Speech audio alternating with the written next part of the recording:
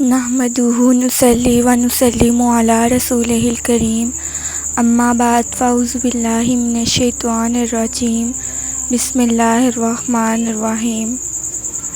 نبی کریم صلی اللہ علیہ وآلہ وسلم نے ارشاد فرمایا، نماز بغیر وضو کے قبول نہیں کی جاتی اور نہ ہی صدقہ حرام مال سے قبول کیا جاتا ہے۔ ہندا کا رحمت للعالمین سے معافی مانگنے کا واقعہ۔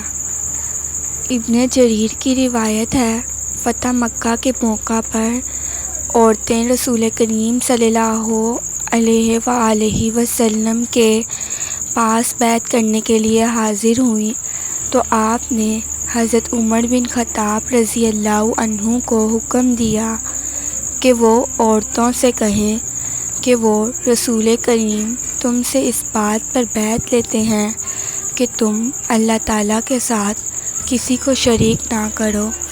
ان بیعت کے لیے آنے والوں میں حضرت ہندا بھی تھی جو عتبہ بن ربیعہ کی بیٹی اور حضرت ابو سفیان کی بیوی تھیں۔ یہی تھیں جنہوں نے اپنے کفر کے زمانہ میں حضور کریم کے چچا حضرت امیر حمزہ رضی اللہ عنہ کا پیٹ چیر دیا تھا۔ اس وجہ سے یہ ان عورتوں میں ایسی حالت میں آئی تھی کہ انہیں کوئی پہچان نہ سکے۔ اس نے جب فرمان سنا تو کہنے لگی، میں کچھ کہنا چاہتی ہوں، لیکن اگر بولوں گی تو حضور کریم مجھے پہچان لیں گے، اور اگر پہچان لیں گے تو میرے قتل کا حکم دے دیں گے۔ اسی وجہ سے میں اس طرح آئی ہوں کہ پہچانی نہ جاؤں۔ مگر وہ عورتیں سب خاموش رہیں اور ہندا کی بات اپنی زبان سے کہنے سے انکار کر دیا۔ آخر انہی کو کہنا پڑا کہ یہ ٹھیک ہے، جب شرک سے ممانعت مردوں کو ہے تو عورتوں کو کیوں نہ ہوگی۔ حضور کریم نے ان کی طرف دیکھا لیکن آپ نے کچھ نہ فرمایا۔ پھر حضرت عمر رضی اللہ عنہ سے کہا، ان سے کہہ دو کہ دوسری بات یہ ہے کہ چوری نہ کریں۔ اس پر ہندا نے کہا، میں ابو سفیان کی معمولی سی بھی چیز کبھی کبھی لے لیا کرتی ہوں، کیا خبر یہ چوری میں داخل ہے یا نہیں، اور یہ میرے لیے حلال بھی ہے یا نہیں۔ حضرت ابو سفیان بھی اسی مجلس میں موجود تھے۔ یہ سنتے ہی وہ کہنے لگے، میرے گھر میں سے جو کچھ بھی تو نے لیا ہو، خواہ وہ قرض میں آ گیا ہو یا اب بھی باقی ہو، وہ سب میں تیرے لیے حلال کرتا ہوں۔ اب تو نبی کریم صلی اللہ علیہ وآلہ وسلم نے صاف پہچان لیا کہ یہ میرے چچا حضرت حمزہ رضی اللہ عنہ کی قاتلہ اور ان کے کلیجے کو چیرنے والی اور پھر اسے چبانے والی عورت ہندا ہے۔ آپ نے انہیں پہچان کر اور ان کی یہ گفتگو سن کر اور یہ حالت دیکھ کر مسکرا دیے اور انہیں اپنے پاس بلا لیا۔ انہوں نے آ کر حضور کریم کا ہاتھ تھام کر معافی مانگی تو آپ نے فرمایا، تم وہی ہندا ہو؟ ہندا، جی ہاں۔ فرمایا، جاؤ، آج میں نے تجھے معاف کر دیا۔ رسول کریم صلی اللہ علیہ وآلہ وسلم نے ارشاد فرمایا، اللہ تعالیٰ نے ابراہیم علیہ السلام کی اولاد میں سے اسماعیل علیہ السلام کا انتخاب فرمایا، اور اسماعیل علیہ السلام کی اولاد میں سے بنی کنانہ کا، اور بنی کنانہ میں سے قریش کا، اور قریش میں سے بنی ہاشم کا، اور بنی ہاشم میں میرا انتخاب فرمایا۔ امام بخاری کہتے ہیں یہ حدیث صحیح ہے۔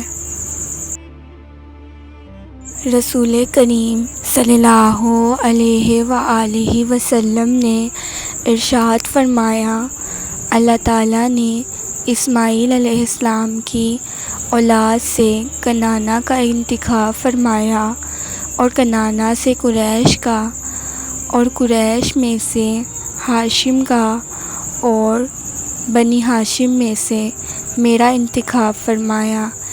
امام ترمذی کہتے ہیں یہ حدیث حسن صحیح غریب ہے۔ حضرت ابو ہریرہ رضی اللہ عنہ کی ماں کے اسلام لانے کا واقعہ۔ سیدنا ابو ہریرہ رضی اللہ عنہ خود دولت اسلام سے مشرف ہو گئے تو ان کو فکر ہوئی اپنی بوڑھی ماں کو بھی اس سعادت میں شریک کروں، مگر وہ برابر انکار کرتی نہیں۔ ایک دن حسب معمول ان کو اسلام کی دعوت دی تو انہوں نے شان نبوت میں کچھ ناروا الفاظ استعمال کیے۔ ابو ہریرہ رضی اللہ عنہ روتے ہوئے حضور کی خدمت میں حاضر ہوئے اور یہ واقعہ بیان کر کے ماں کے اسلام لانے کے لیے طالب دعا ہوئے۔ رحمت دو عالم نے دعا فرمائی، یا اللہ ابو ہریرہ کی ماں کو اسلام کی ہدایت دے۔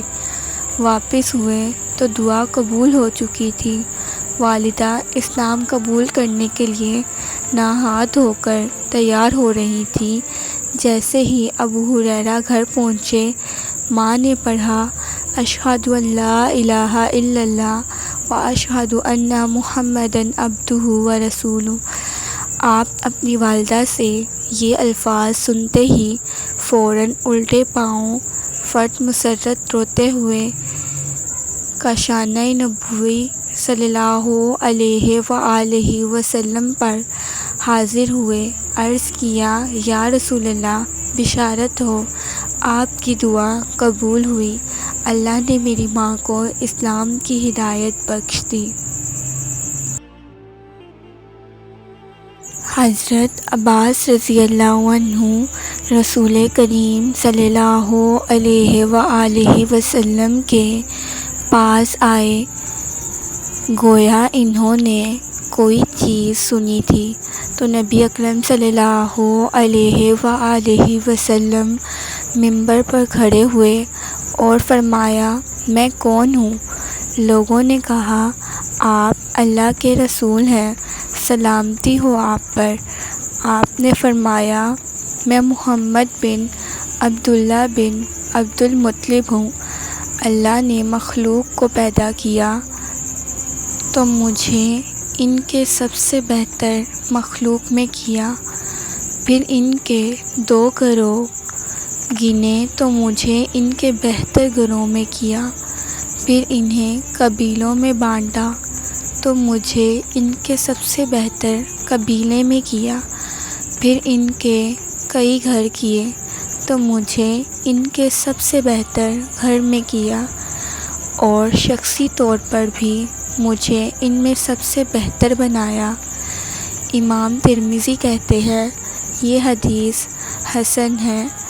جس طرح اسماعیل بن خالد بن یزید بن ابی زیاد سے اور یزید بن ابی زیاد نے عبداللہ بن حارث کے واسطے سے عباس بن عبد المطلب سے روایت کی ہے، اسی طرح سفیان ثوری نے بھی یزید بن ابی زیاد سے روایت کی ہے، وہ یہی روایت ہے۔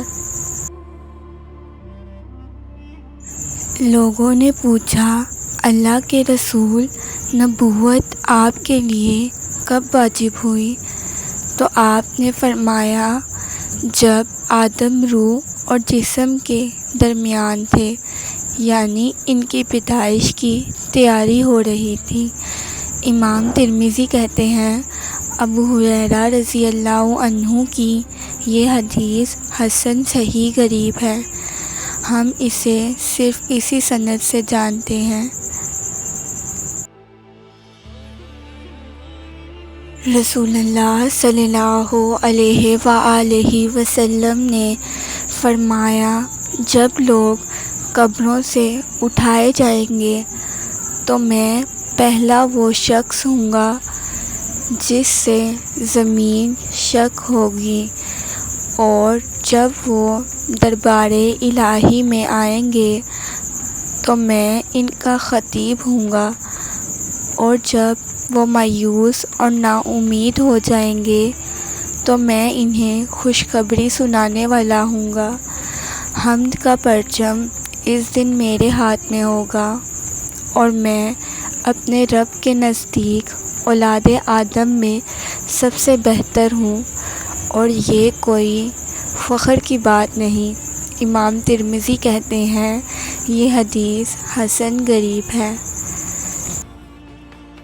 اگر آپ کو میری ویڈیوز پسند آ رہی ہیں تو میری ویڈیوز کو لائک اور میرے چینل کو سبسکرائب کریں۔ جزاک اللہ۔